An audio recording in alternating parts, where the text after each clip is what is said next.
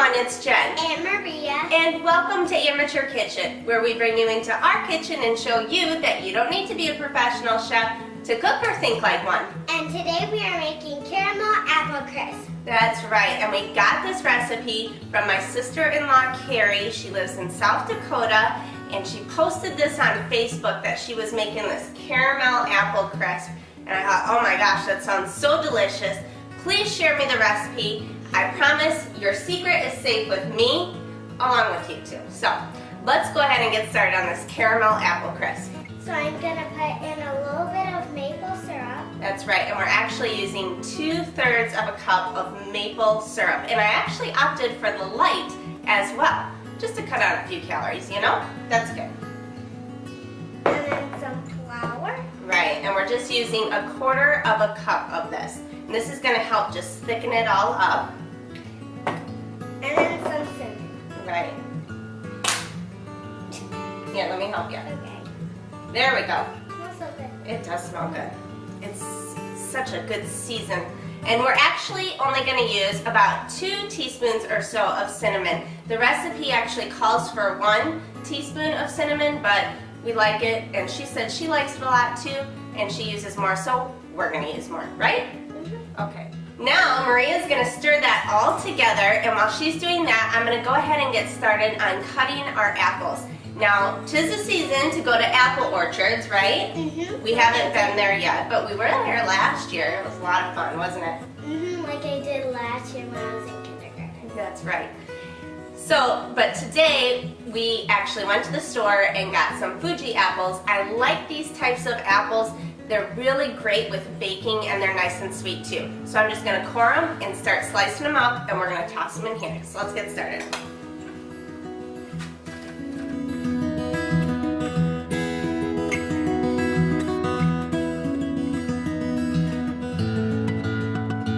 we're going to do now though is we have 1/2 cup of butter, and the butter is actually hard. We just took it out of the fridge.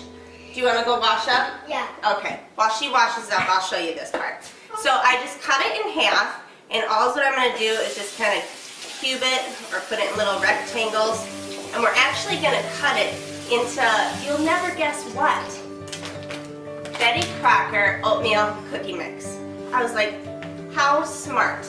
Rather than taking all the different ingredients like oatmeal and brown sugar and all that for the crumble on top of the apple crisp that's very traditional, it's all in this one bag. So, anyways, let's get back to this. You done, Maria?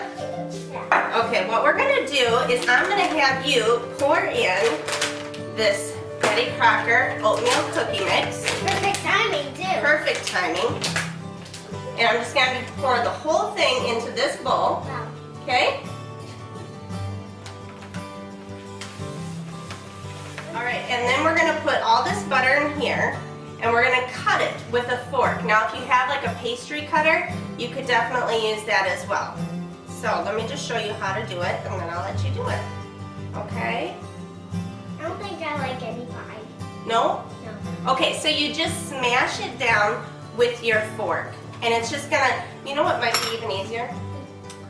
Your hands are your best tools in the kitchen. So, speaking of tools, I don't know if you guys have all been getting our Kitchen 411 emails. If you head to our website, amateurkitchen.tv, we send out a weekly Kitchen 411 email, and it just kind of gives you, you know, we just did like a knife one and salt and stuff like that, when to use certain products in the kitchen at what time. So, alright.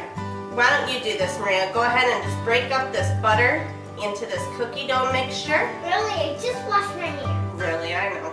You'll have to do it again. There you go. Well, I like washing my go ahead. hands. Sometimes. So just kind of crumble it all in there.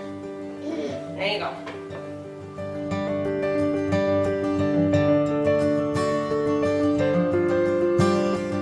So we finished cutting up our butter into our Betty Crocker oatmeal cookie mix, and now Maria is going to put some non-cooking spray into our little pan here, so our apples do not stick. right, because because we got that maple syrup on those apples and we want to make sure it doesn't stick to the bottom. So we're going to go ahead and just spray it all over. Good job. Let's get on the sides too. I know it's kind of stinky, isn't it? Alright, and what we're going to do is, Maria, if you can help me spoon in these apples into that dish. And let me tell you what, it smells so good. That maple syrup, oh my goodness. Let me tell you what, you're really going to like this recipe, I guarantee it. Alright, all the apples, let's get them all in there. Good job. Make sure we want to get the syrup in there. That's right. That's the best part, right? Mm-hmm. And then we're just going to crumble our butter and oatmeal cookie mix into here. So let's do this. Let's make it all one even thing. Even Steven. Okay, and then you just take this and you go ahead and you just kind of crumble it all over top. You want to help? Yeah. Good job. Very nice. Remember too, you can always find more recipes that we have on our Facebook page. Make sure you like us on Facebook as well. It's facebook.com/amateurkitchen. We're going to finish putting all of this on, and I've already chopped up 3/4 of a cup of pecan nuts and just roughly chop them. This is something that you can leave out if you don't like them, but I like them and I like the added texture that it adds as well. So we're going to do that, right? Mm-hmm. Looks great.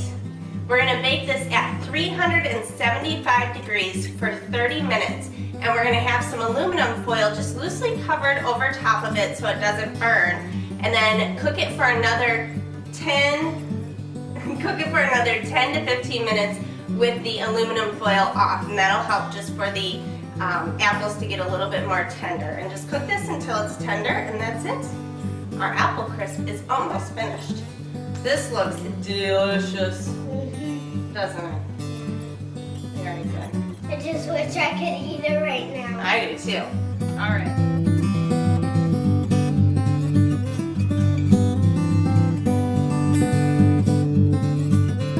I'm done making Carrie's caramel apple crisp, and I think we're ready to try. But before we do, we're just gonna put on some Caramel sauce, right? caramel sauce. Yeah, and we just had maybe like 1/4 of a cup of that, right? And some whipped cream. That's right. All right, ready? Let's scoop it up. And while this was cooking and getting the house smelling so delicious, we actually made some homemade whipped cream. I will put the recipe up for you on our website. It is something that once you do homemade whipped cream, you're never going to go back. So I don't think I want to try the apple. Maybe just the crunchy stuff. just the crumbs? Yeah. Okay, let's see here. It is still really hot. I'm just going to put just a little bit of whipped cream on top. And I know Just for a garnish, right? And I know I will with the crumbs. Yeah. And then, of course, just a little bit of mint. How pretty is that? Okay, let's go ahead and try it. Here we go. Yeah, I don't want the apple. You don't want the apple?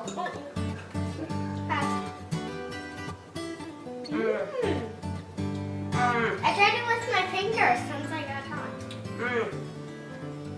Oh my gosh, yum. These apples are so nice and tender. And let me tell you what, that maple syrup on there, that's definitely the secret ingredient in this recipe for sure. What do you think? It's good, but it got me hot. Try it. And the crust on top, that oatmeal cookie mix, so good. And it's just a one package rather than having to put everything in a bowl and mix it all together. She likes it. You like it? Good. Do you want to try an apple? No? I think you'll like it. Thank you so much, Carrie, for sharing this recipe. So now we all have a great idea on what we could use for entertaining. This is a great dish for that. So, all right, that's it.